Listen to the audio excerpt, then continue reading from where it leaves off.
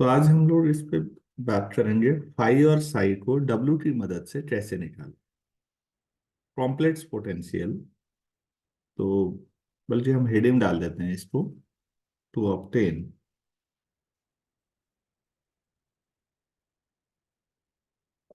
Phi and psi in the form of W, in the form of W. W का क्या नाम है? W जिसको हम रिप्रेजेंट कर रहे हैं एक्चुअल में क्या? Complex potential, complex potential. Phi velocity potential. और साई स्ट्रीम फंक्शन। तो हम यस। कुछ इंपॉर्टेंट केसेस ले रहे हैं जिनका हम बाद में यूज करेंगे। तो बेटा पहला मैं ले रहा हूं, let W equal to A Z square. बहुत सिंपल है, आप लोग जानते हो। A constant, A is constant. तो ये बहुत ऑर्डिनरी काम है, कॉम्प्लेक्स में कई बार ऐसे काम किए होंगे। हम लोग डब्ल्यू की जगह लिख देते हैं 5 + i साई, और जेड की जगह पर लिख देते हैं x + i/i²। सिंप्लीफाई कर लेते हैं तो ये हो जाएगा x² - y² + 2y(x)y। आप रियल इमेजनरी सेपरेट करेंगे तो 5 = a x² - y²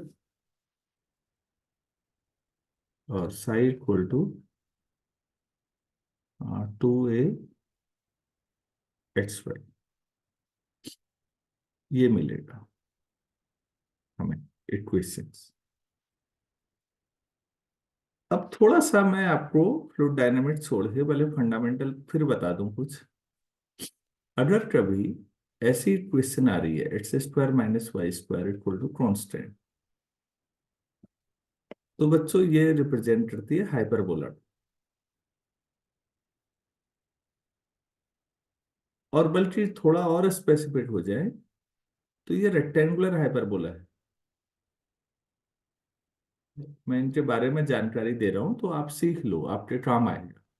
बल्कि ज्यादा अच्छा नाम ये था कि रेक्टेंगुलर हाइपरबोला बोलते हैं। आप लोग कहेंगे ये क्या चीज होती है? तो मैं आपको 12वीं 11th क्लास से समझा रहा हूँ। आपने ये पढ़ा होगा hyperbola x² / a² - y² / b² = 1, where b² = a² times e² - 1। ये सेमी ये आपके पास 2a और 2b जो होते हैं ट्रांसवर्स और कंजुगेट एक्सिस होते हैं हाइपरबोला। इलिप्स में बोलते हैं मेजर एक्सिस और माइनर एक्सिस। और ई इसेंट्रिसिटी होती है। जिस समय ए और बी बराबर हो जाते हैं, दोनों ट्रांसवर्स और कंजुगेट एक्सिस बराबर होंगे, तो बच्चों यहां भी बी की जो ए रख लेते हैं, तो a² = a²e² - 1। तो आप इसको सॉल्व कर लीजिए। 1 = e² - 1, तो यहां से e = √2 आ जाता है। तो ऐसे पर्टिकुलर केस वाले हाइपरबोला को रेक्टेंगुलर हाइपरबोला कहते हैं। तो रेक्टेंगुलर हाइपरबोला दो तरीके से डिफाइन हो सकता है, या तो ए और बी बराबर होते हैं जिस समय कहते हैं, या आप कह दें कि जिस समय ई इक्वल टू √2 होती है दूरी, इसेंट्रिसिटी। क्योंकि ई √2 होगा तो e²2 होगा, वो रख के भी यहां से ए और बी बराबर ही आएंगे। तो रेक्टेंगुलर हाइपरबोला ये है। इसका नाम रेक्टेंगुलर क्यों है, इसके पीछे कई चीजें हैं अभी। क्योंकि इसका डायरेक्टर सर्किल 0 रेडियस का आता है, पॉइंट पॉइंट आता है केवल। तो बाकी चीजें अभी छोड़ देते हैं, इतना काफी है आपके लिए। और अगर आप इसको ड्रॉ करना चाहेंगे तो कुछ नहीं है, आप 45 डिग्री पर, ये पर्टिकुलर केस हो गया। अब ए और बी बराबर हो गए तो 45 पर आप ऐसे दो लाइनें ड्रॉ कर दीजिए पहले। ये आ गया। और अब मैं यहाँ से ड्रॉ करता हूँ। तो हाइपरबोला में ध्यान दीजिएगा, हाइपरबोला एसिम्प्टोट से पैरेलल, ये एसिम्प्टोटिक बिहेवियर दिखाता है, ये ऐसा ही यहाँ। एसिम्प्टोटिक बिहेवियर का मतलब ये जो डॉटेड लाइन है इनके साथ एसिम्प्टोट की तरह बिहेव करेगा, आगे को इनके पैरेलल होता जाएगा। जबकि पैराबोला के साथ एसिम्प्टोट्स नहीं होती, ध्यान रखिएगा। लोग कई बार सोचते हैं अरे पैराबोला जैसा ही तो बन रहा है। नहीं, पैराबोला जब आप बनाते हैं, कहाँ ये जैसे मैं पैराबोला बनाते हैं, वो किसी भी लाइन के साथ एसिम्प्टोटिक बिहेवियर नहीं दिखाता। लाइन अलग चले जाती है, ये अलग चले जाता है। लेकिन हाइपरबोला एसिम्प्टोटिक बिहेवियर दिखाता है।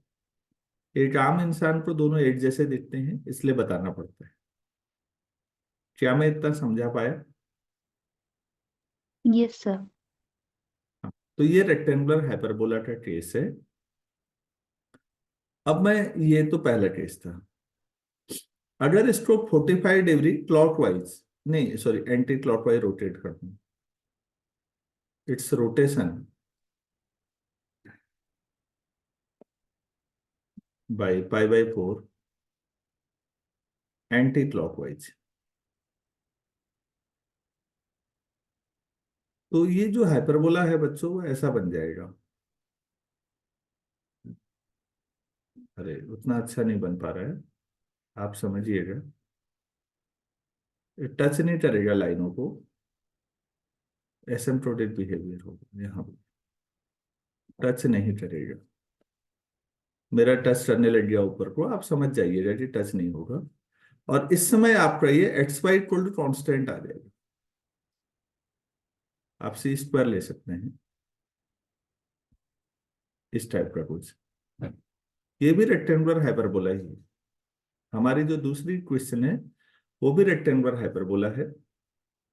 45 डिग्री पहले वाले को उठा के रोटेट कर दीजिए, वही ये बन जाएगा।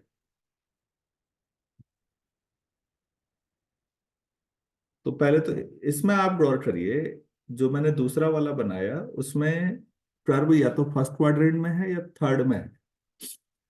तो अगर बच्चों फर्स्ट क्वाड्रेंट में कोई पॉइंट लेते हैं आप कर्व पर, तो उसमें एक्स और वाई दोनों पॉजिटिव होंगे, तो एक्स और वाई का प्रोडक्ट भी पॉजिटिव होगा, इसलिए सी स्क्वायर लिख दिया मैंने। और अगर थर्ड क्वाड्रेंट में है, तो थर्ड में एक्स और वाई दोनों नेगेटिव होते हैं, तो दोनों का प्रोडक्ट फिर पॉजिटिव आ जाएगा, इसलिए सी स्क्वायर लिखा है। तो ये दोनों ही हाइपरबोला को रिप्रेजेंट करेंगे उस समय, फाइव भी और साई भी। BSc 2 में आप लोगों ने ऑर्थोगोनल ट्रेजेक्टरीज पढ़ी थी, मैं रिकॉल कराता हूँ। ऑर्थोगोनल कर्व का मतलब क्या होता है, पहले उसको समझते हैं आप। तीसरी चीज, ऑर्थोगोनल ट्रेजेक्टरीज, इसका मतलब होता है कि दो फैमिली ले लीजिए कर्व की। फैमिली इसलिए बच्चों क्योंकि कांस्टेंट साइन लगा हुआ है, और कांस्टेंट तो कोई भी रियल नंबर हो सकता है। तो कांस्टेंट बदलते रहिए, हाइपरबोला बदलते रहेंगे, तो एक पूरी फैमिली बन जाएगी। ऐसे ही नीचे वाले में भी आपने X Y equal to C square लिखा है, वो भी कोई कांस्टेंट है। तो दो फैमिली हैं ये। पहली फैमिली का कोई भी मेंबर, ध्यान से सुनिएगा, मैं लिख नहीं रहा हूं उतना। पहली फैमिली का कोई भी मेंबर दूसरी फैमिली के किसी भी मेंबर को अगर इंटरसेक्ट करता है, तो वहां पर एंगल 90 होना चाहिए दोनों के बीच।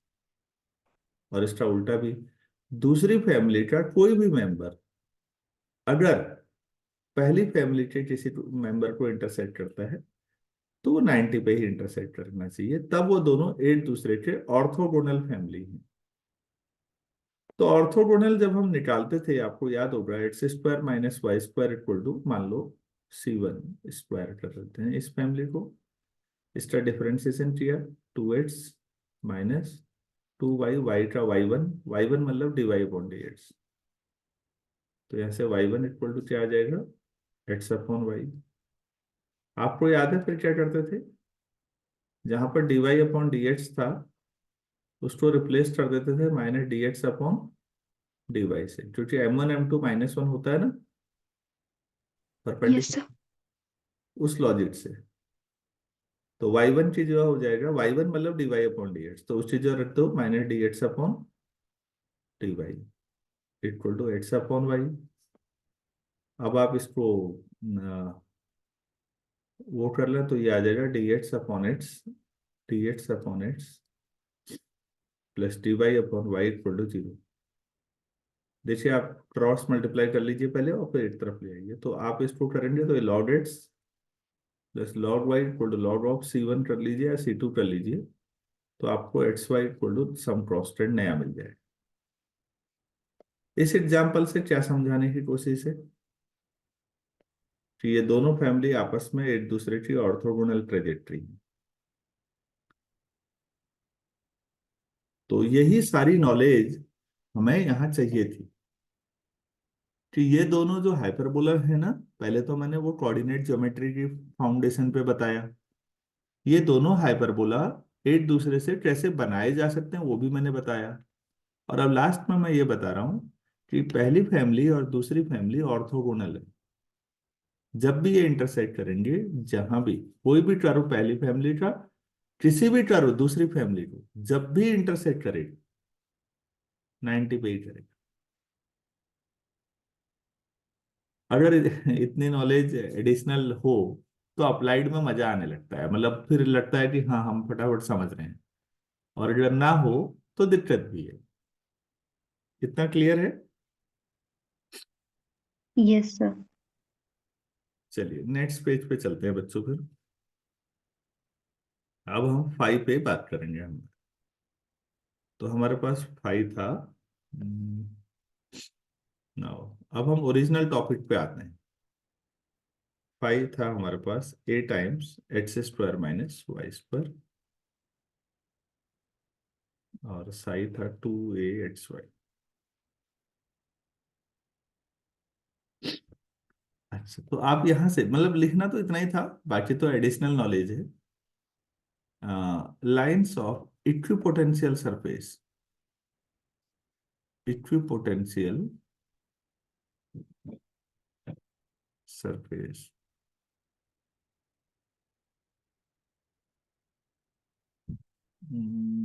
सॉरी, लैंग्वेज मेरी सही हो रही है।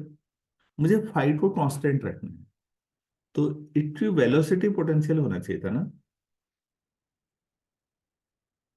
Yes, sir. और मैं कैसे कह रहा हूँ कि ये सरफेस होगी, तो ये शब्द उचित नहीं है। अपनी गलतियां एक्सेप्ट करना चाहिए इंसान को। Lines of equi velocity potential are, मतलब अगर आपके पास ऐसी लाइन है आप चाह रहे हैं जहां वेलोसिटी पोटेंशियल सब में समान हो, इसका मतलब फाइव कांस्टेंट हो। जब कोई चीज हर जगह बराबर है तो वो मतलब कांस्टेंट है। और अगर ऐसा कहें तो ये आपको मिलेगा x square minus Y square equal to constant. तो आप लिख सकते हैं, ठीक है, इक्वेशन वन ये हो गया। Stream lines are given by, stream function से हम रिप्रेजेंट करें। स्ट्रीम लाइंस, आपने पढ़ा था स्ट्रीम लाइन कि आप dx upon u equal to dy upon b, वैसे तो वहां से आता है वो पूरा, लेकिन आप साई कांस्टेंट रख लीजिए।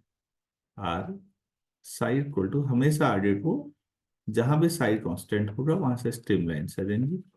तो ये x Y equal to constant है, ये भी ये आ जाएंगे। तो अब हम लिख लेते हैं, हम जानते हैं कि ये दोनों ऑर्थोगोनल फैमिली है। We know that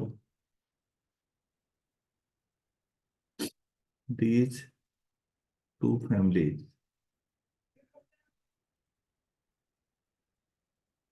are orthogonal.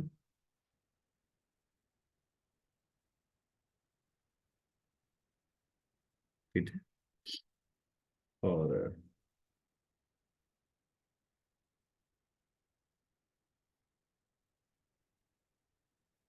Stream lines आप ऐसे भी दे सकते हैं। स्ट्रीम लाइंस आप इक्वेशन टू के फैक्टर करेंगे, और x equal to zero and y equal to zero. ये बच्चों दो बाउंड्री हो जाएंगी, इन्हीं के बीच में फ्लूइड मोशन हो। एक्सिस और वाई एक्सिस, क्योंकि एक्सिस में वाई इक्वल टू जीरो होगा और वाई एक्सिस में एक्स इक्वल टू जीरो होगा। तो इसका मतलब आपका जो मोशन होगा वो केवल इधर ही होगा। तो ये स्ट्रीम लाइन आपकी बाउंड्री तय कर। तो अब हम आगे को जैसे इस तरह का जहां पर सवाल आएगा तो हम एक्स एक्सिस और वाई एक्सिस को बाउंड्री का मतलब रिजिड बाउंड्री की तरह ट्रीट करेंगे कि भाई इससे बाहर फ्लो नहीं होगा। ये स्ट्रीम लाइन है। सो स्ट्रीम लाइन के परपेंडिकुलर मोशन तो होता नहीं है, तो हम लिखेंगे so there is no velocity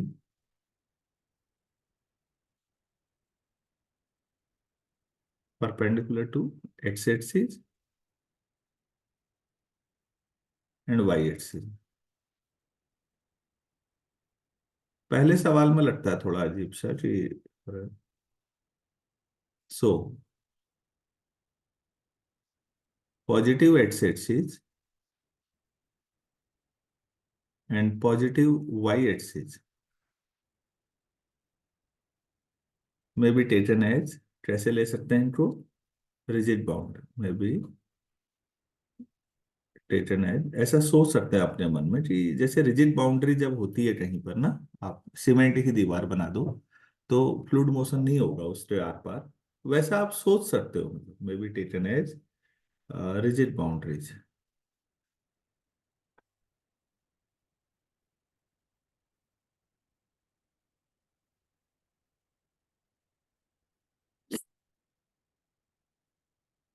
तो इससे क्या होगा कि दो परपेंडिकुलर लाइनों के बीच में ही फ्लूइड मोशन होगा। दिस गिव्स, ऐसे लिख लेते हैं, the motion of liquid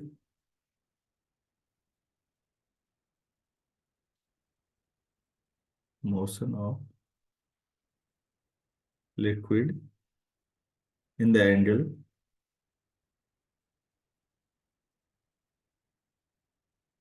between two perpendicular walls, between two perpendicular walls। और कहीं पर अगर वेलोसिटी चाहिए होगी तो डी डब्ल्यू अपॉन डी जेड कर ही लेंगे। कहीं पर नेक्स्ट इसमें जो चीजें और चाहिए हमको वो वेलोसिटी चाहिए होगी। तो वेलोसिटी एट एनी पॉइंट, तो हाँ, क्या कर इस पे बात हुई थी कि डी डब्ल्यू upon d Z mod, Yes, sir. Q. तो D by d z of W क्या लिया बेटा इस सवाल में शुरुआत में, ए जेड स्क्वायर ना। अभी तो No, sir. 5 plus I सा ही लिया था। नहीं नहीं, डब्ल्यू equal to A Z square लिया होगा सबसे पहले। No, sir. देखो तो हाँ, yes, sir. ये डब्ल्यू equal to A Z square लिया ना, जेड में कर रहे हैं ना डिफरेंशिएशन, तो जेड के रिस्पेक्ट में तो ये आ जाएगा टू ए जेड मॉड। आप मॉड ऑफ जेड को आर लिख सकते हैं कॉम्प्लेक्स में, तो ये टू ए आर आ जाएगा। किसी समय वेलोसिटी अगर आपको निकालनी पड़ेगी इस तरह के सवालों में तो टू ए तो कांस्टेंट हुआ और आर रेडियस वेक्टर हुआ वहां, मतलब आप लिख सकते हैं कि आर का मतलब क्या होता है कॉम्प्लेक्स में, आर मतलब under root x square plus y square, मतलब ये। तो हमें किसी भी पॉइंट पर वेलोसिटी मिल जाएगी, तो हमें वेलोसिटी मिल जाएगी, हमें स्ट्रीम फंक्शन मिलेगा, हमें ऑर्थोगोनल फैमिलीज के बारे में, या ऑर्थोगोनल हमेशा होना जरूरी नहीं है, जो भी होगा उस इन सब मुद्दों पे बातचीत हो। तो हमारा पहला सिचुएशन हो गई कि जब डब्ल्यू अगर कभी ए जेड स्क्वायर हो, मतलब कांस्टेंट टाइम जेड स्क्वायर हो, तो मोशन किस तरह से बातचीत होगी मोशन पे। अगर ये क्लियर हो गया हो तो मैं नेक्स्ट स्टेज में जाऊँ। ये सभी लोगों को मुझे उम्मीद कर रहा हूँ समझ में आया होगा। आगे बढ़े। Yes, sir. दूसरा केस ले लेते हैं बेटा। इस बार हम जनरल केस ले लेते हैं। अब इसके बाद W equal to let a z to the power n कर लो इस बार यहाँ पर। ठीक है। तो अब हम ना, अगर मैं यहाँ पर जैसे 2 था तो मैंने जेड की जो x प्लस आई वाई रखा उसका होल स्क्वायर। लेकिन अगर मैं n की जो 2023 रख दूं, तो आप भी जानते हैं x प्लस आई वाई की पावर 2023 सॉल्व करना बहुत मुश्किल था। तो ऐसे मामलों में हम पोलर कोऑर्डिनेट का यूज करें, वो ज्यादा यूजफुल है। तो W की जो हम लिखेंगे 5 + i equal to A, z की जो जैसे आपने x प्लस आयोटा वाई लिखा है n, तो बेहतर है आप ऐसे लिख लें आर ई की पावर आई थीटा की पावर है। इस फॉर्मेट में आसान पड़ेगा सेपरेट करना। कितना हो जाएगा? आर की पावर n ई की power I N theta, A R की power n cos N theta plus I sine N theta. जिन बच्चों को नहीं समझ में आ रहा है वो एक बार रख लें इसे, और x प्लस आई वाई की पावर n उसे खोल लें, तो उन्हें समझ में आ जाएगा कि 2024 टर्म आ जाएंगी पूरी, और जो बहुत मुश्किल हो जाएगा सॉल्व करना। यहाँ 2 ही टर्म बननी है, कोई भी n हो, ये ज्यादा आसान है। तो फाइव क्या आ जाएगा इस सिचुएशन में? A R to the power n cos N theta और psi A R to the power n sine N theta. आप चाहें तो इसे 1 और 2 कर लें।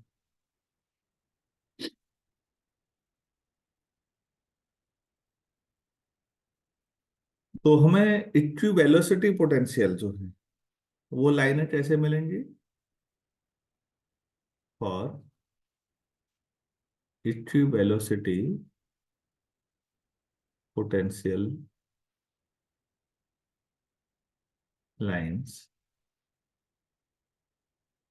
We have, five equal to क्या हो जाएगा? Constant constant. A R to the power n cos n theta equal to constant.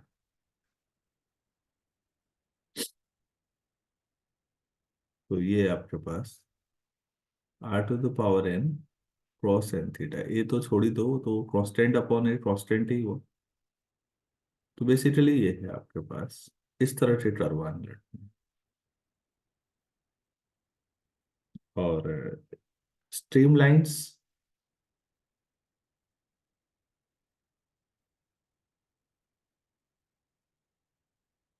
Side equal to constant, yes sir.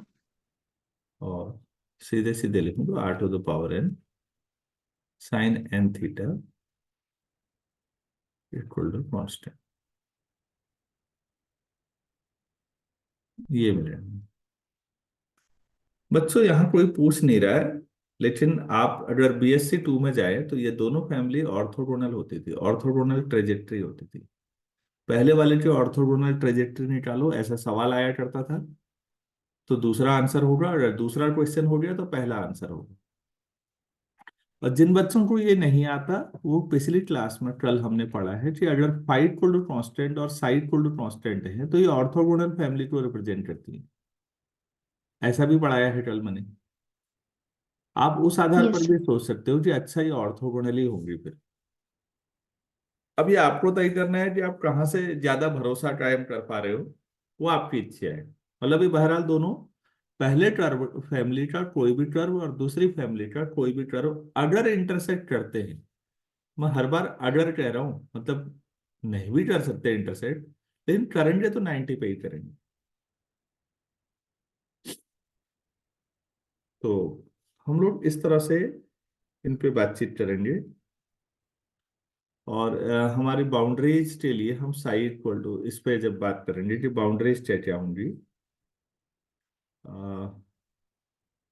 Now psi equal to 0 implies r की power n तो 0 होगा नहीं, तो sign n theta 0 होगा।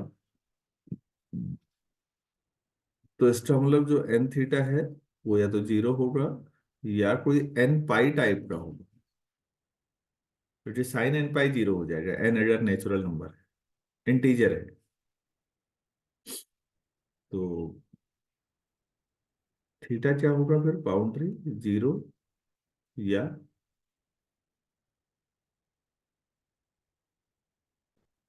Five. नहीं, ये दोनों N हो गए तो ठीक, एन ही लेना उचित नहीं था, इसको मुझे तो एम पाई ले लेना चाहिए था। ये एम कट जाएगा ना, वो तो पर्टिकुलर चॉइस हो गई, एम पाई अपॉन एन। हाँ वो बराबर हो जाएगा तो पाई आ जाएगा। इन पर्टिकुलर अगर आप जो प्रिंसिपल वैल्यूज लें, if M equal to N, ज्यादातर फ्लूइड वाले यही करते हैं, theta equal to zero and theta equal to pi. तो फ्लूइड मोशन इन दोनों बाउंड्रीज के बीच है, ये दोनों बाउंड्रीज हैं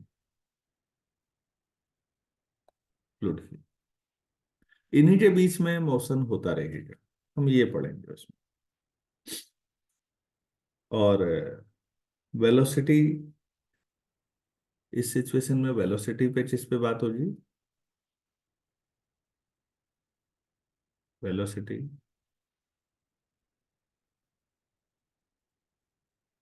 मॉड ऑफ डी डब्ल्यू upon d z yes sir. Equal to mod of d by d z of a z to the power n. इसको differentiate करके मॉड ले लीजिए तो n a z to the power n minus one a mod. तो mod of z आप जानते हैं, आप इसे ऐसे लिख सकते हैं ड्रॉपलेट्स में, मॉड जेड की पावर एन माइनस वन। मैं राइट में ऊपर लिख रहा हूँ, मैंने कभी ये पढ़ाया होगा बेटा, मॉड जेड की पावर एन और जेड की पावर एन का मॉड दोनों बराबर होते हैं।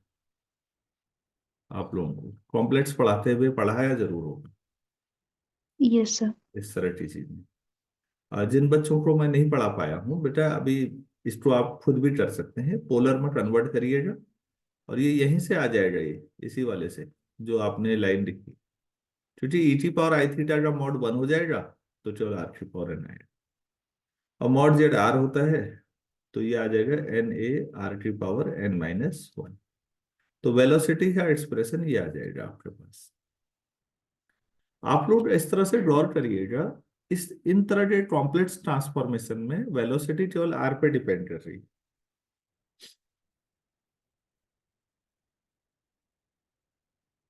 तो ऐसी सिचुएशन में आप एन के डिफरेंट केस भी ले सकते हैं कि अगर एन यहां से यहां होगा, एन क्या होगा, एन वन से बड़ा हो छोटा हो, एन टू डिफरेंट सोचा जा सकता है। वो जब सवाल आएंगे तो ज्यादा अच्छा रहेगा। हम्म। अगर ये क्लियर है तो थोड़ा सा एडवांस लेवल पे जाते हैं, ये ज्यादा सरल हो गई हैं चीजें। तीसरी सिचुएशन में जाता हूं मैं अब आपके, अगर ये समझ में आया, अभी तक सही बताऊं तो कुछ नहीं हो रहा है, रियल इमेजिनरी सेपरेशन हो रहा है बस, ज्यादा कुछ हुआ नहीं है। अब जो नेक्स्ट स्टेज में आएंगे हमारे पास चीजें, वो हम लोग उसको सर्कुलर और हाइपरबोलिक ट्रांसफॉर्मेशन में कन्वर्ट करेंगे। एक अभी बताया जा सकता है, देखते हैं। तीसरा ट्रांसफॉर्मेशन, अभी बेटा जब इनका एप्लीकेशन आएगा ना तब आपको अच्छा ज्यादा लगेगा।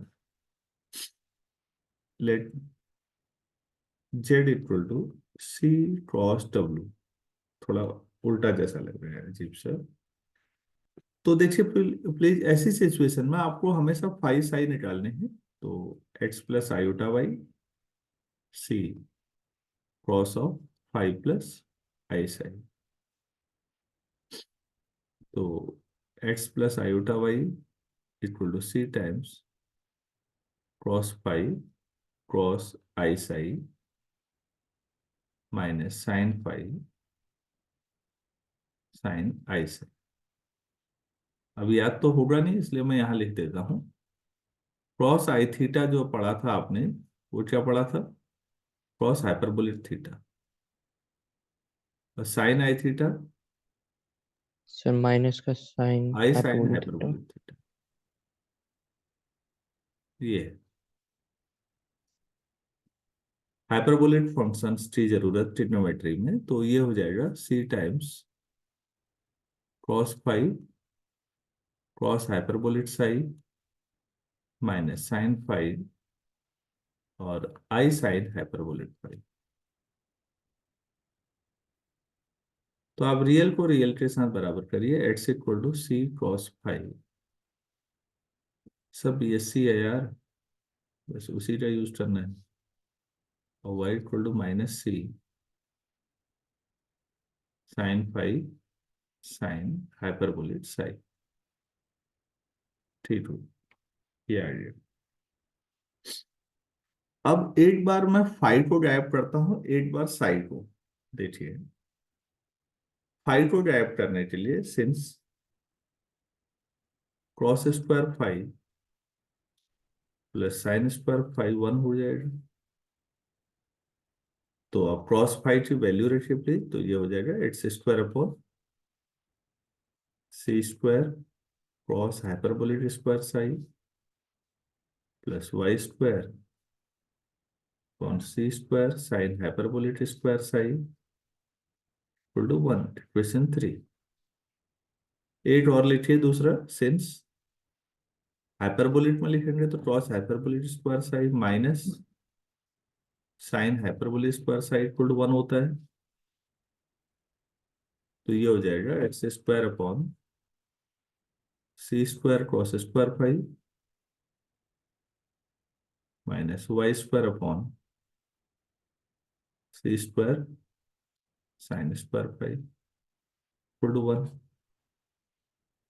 ठीक है। तो फॉर इक्विवेलोसिटी पोटेंशियल लाइंस क्या होगा? Equivelocity Phi equals to constant. Potential lines phi equal to constant. Phi constant होगा तो फाई आ रहा है इक्वेशन 4 में। तो इक्वेशन 4 कैसी हो जाएगी, जरा गौर करिएगा। मैं यहां थोड़ा ऊपर आपको लिख के दिखाता हूँ। एक्स स्क्वायर अपॉन, होना तो यही है अभी भी, c cos phi square minus Y square upon c sine phi square equal to 1। तो बेटा ये क्या रिप्रेजेंट कर रही है फिर? Hyperbola की equation. हाइपरबोला की इक्वेशन। अब कांस्टेंट में भी फाई की जो वैल्यू है वो कांस्टेंट तो कोई भी रियल नंबर हो सकता है। फिर थोड़ी देर में फाई फिर बदल जाएगा, कुछ और होगा। तो हम इसको कहेंगे then equation 4 represents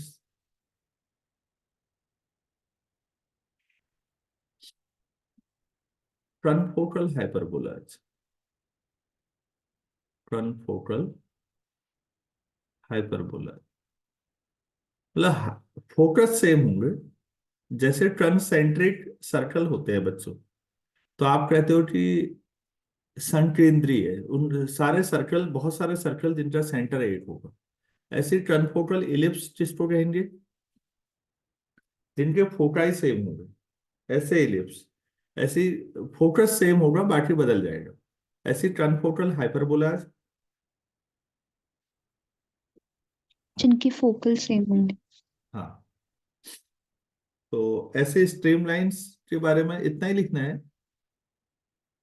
for streamlines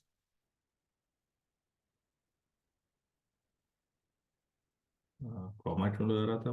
for streamlines आप कहते हैं कि साइड इक्वल टू कांस्टेंट होगा, और अगर साइड कांस्टेंट होगा तो फ्रॉम 3, क्योंकि उसी में 3 है, streamlines are confocal ellipses. Stream lines are confocal ellipses.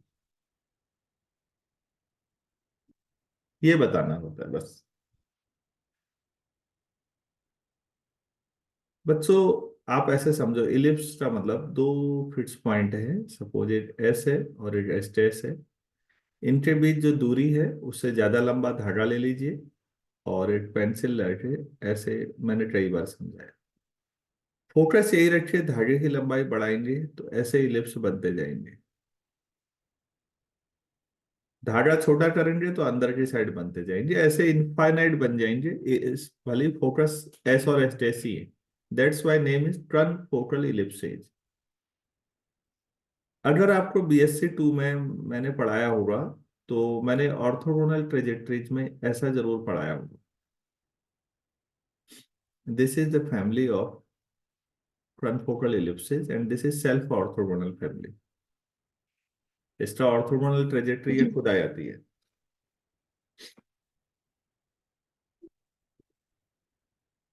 ये गजब की फैमिली है। अगर इस फैमिली का कोई भी मेंबर बाय डिफॉल्ट अगर अपने किसी मेंबर को इंटरसेक्ट कर दे, तो करे अगर तो करेगा कैसे, अब वो आप ही सोच रहे होंगे। आप लैम्डा 0 रखिए तो स्टैंडर्ड इलिप्स मिलेगा, लैम्डा की वैल्यू बदलते रहिए, छोटे बड़े इलिप्स मिलते जाएंगे, बस इतना ही होना है। तो चलो भाई, ये हमने एक थ्योरी वाला पोर्शन किया।